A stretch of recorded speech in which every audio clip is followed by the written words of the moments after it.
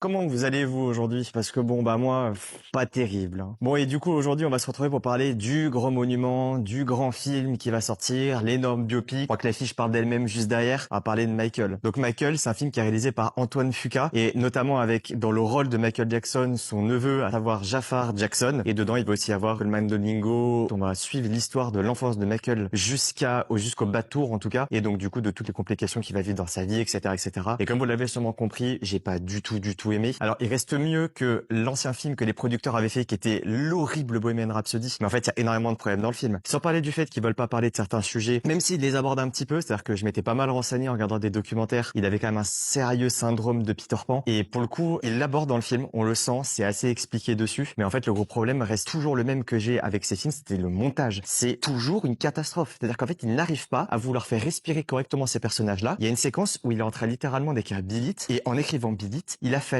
24 coupes sur une scène qui dure 12 secondes. Stop, c'est pas possible. Alors oui, dans la prestation, eh ben, ils sont super bons. Surtout le papa, du coup, celui qui joue le rôle de Papa Jackson. Il est terrifiant. Vraiment, Domingo, il fait un travail magistral dedans parce qu'il m'a vraiment fait peur. Mais sinon, c'est pas bien, en fait. Enfin, c'est-à-dire que oui, on va avoir un enchaînement de toujours les mêmes choses. Il doute dans sa vie, et puis d'un coup, paf, une musique lui arrive en tête, un concert. On nous reprend même des clips de beaucoup de choses qu'on connaît de Michael Jackson. Et puis surtout le final. Alors désolé, je vais spoil très rapidement, mais bon, spoil Michael Jackson et sa vie, ça va être compliqué, mais ça s'arrête au bas de tour. Et à la fin, ça nous dit, l'histoire continue. Il va y avoir une suite. Bah non, en fait. Fais-nous un film de 3 heures, et comme ça, il y a pas de souci. Donc ouais, bah vraiment, je vous le recommande. Peut-être pas forcément, parce que c'est pas bien, en fait. Il y a plein d'autres documentaires qui existent qui sont 10 fois meilleurs, si vous voulez en apprendre en tout cas sur Michael Jackson, que ce film.